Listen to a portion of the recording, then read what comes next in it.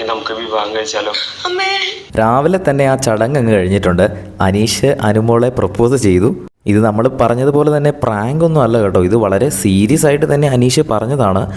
അനുമോളുടെ മറുപടി കേട്ട് കഴിഞ്ഞപ്പോൾ തന്നെ അനീഷ് അവിടുന്ന് എഴുന്നേറ്റ് പോകുന്നുണ്ട്. രണ്ടുപേരും ആദ്യം തന്നെ ഗാർഡൻ ഏരിയയിൽ ഇങ്ങനെ ആ ഒരു ഊഞ്ഞാലിൽ ഇങ്ങനെ ഇരുന്ന് സംസാരിക്കുകയാണ്. ആദ്യം തന്നെ അനീഷ് പെട്ടെന്ന് തന്നെ അവർ വേറൊരു ടോപ്പിക്ക് സംസാരിച്ചുകൊണ്ടിരിക്കുകയായിരുന്നു. അപ്പോൾ പെട്ടെന്ന് തന്നെ അനീഷ് പറഞ്ഞു, എന്നെ പറ്റിയുള്ള അഭിപ്രായം എന്താ? അപ്പോൾ തന്നെ അനുമോൾ ചോദിക്കുന്നുണ്ട്, ചേട്ടൻ എന്താ പെട്ടെന്ന് ഇങ്ങനെ ചോദിച്ചേ? അപ്പോൾ പിന്നെ അനീഷിനെ പറ്റിയുള്ള അഭിപ്രായം പറയുന്നു.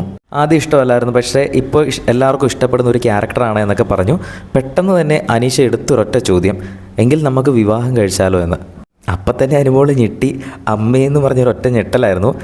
എന്താ ചേട്ടാ ഇപ്പം ഇങ്ങനെയൊക്കെ പറയുന്നതെന്ന് ആദ്യം തന്നെ അനുമോൾ അനീഷിൻ്റെ അടുത്ത് ചോദിച്ചു. പിന്നെ അനുമോൾ വിശ്വസിച്ചത് ഇതൊരു പ്രാങ്കാണ്, ബിഗ് ബോസ് കൂടി ചേർന്ന് അനീഷും ബിഗ് ബോസും കൂടി അനുമോളെ പ്രാങ്ക് ചെയ്യുമെന്നാണ് വിചാരിച്ചത്. പക്ഷേ അനീഷ് വിടുന്നില്ല കേട്ടോ.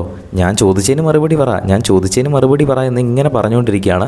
പിന്നീട് അനുമോൾ എന്നെപ്പറ്റിയുള്ള അഭിപ്രായം എന്താണെന്നൊക്കെ ചോദിക്കുന്നു. പക്ഷേ അനീഷ് അനുമോളെ കൊണ്ട് ഉത്തരം പറയിപ്പിക്കാതെ വിടുന്നില്ല. അവസാനം അനുമോളുടെ ഭാഗത്തു നിന്നായിട്ട് അനുമോളുടെ കാര്യങ്ങൾ പറയുന്നു. ഇങ്ങനെയൊക്കെയാണ് കാര്യങ്ങൾ, 2 വർഷത്തിനുള്ളിൽ തന്നെ എൻ്റെ വിവാഹം കഴിപ്പിച്ച് വിടണം എന്നൊക്കെ ആഗ്രഹമുണ്ട് വീട്ടുകാർക്ക്. പക്ഷേ ഇപ്പോഴും എൻ്റെ ലൈഫ് സെറ്റിലായിട്ടില്ല. അപ്പം ഇനിയും സെറ്റിലാകാനുണ്ട്. ഞാൻ ഇപ്പോഴും വട്ടപ്പൂജ്യത്തിൽ നിൽക്കുകയാണ്. എനിക്ക് ലൈഫിൽ ഒരുപാട് മുന്നോട്ട് പോകാനുണ്ട്.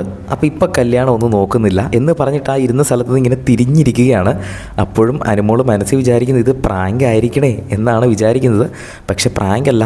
പക്ഷെ ഇങ്ങനെയൊക്കെ കുറേ കാര്യങ്ങൾ അനുമോൾ പറഞ്ഞു കഴിഞ്ഞപ്പോൾ തന്നെ അനീഷ് അവിടെ നിന്ന് എഴുന്നേറ്റ് പോയി. എൻ്റെ ബലമായ സംശയം ഇത് അനീഷിൻ്റെ ഒരു ഗെയിമാണോ എന്നാണ്. കാരണം ഇമോഷണലി പറഞ്ഞതാണെങ്കിൽ അങ്ങനെ അല്ല റിയാക്ട് ചെയ്യേണ്ടത്. ഇനി അനീഷ് അങ്ങനെ ഒരു പ്രത്യേകതരം മനുഷ്യനാണ്, എങ്ങനെയാണെന്ന് അറിയത്തില്ല. എങ്കിലും എനിക്ക് തോന്നുന്നത് ഇതൊരു അനീഷിൻ്റെ ഗെയിമാണെന്നാണ്. ഒറ്റപ്പെടാൻ വേണ്ടിയിട്ടുള്ള ഒരു ഗെയിം ആയിരിക്കാം. എന്തായാലും കണ്ടിരിക്കാൻ നല്ല രസമുണ്ടായിരുന്നു. കൂടുതൽ അപ്ഡേറ്റുകളുമായി വീണ്ടും വരാം.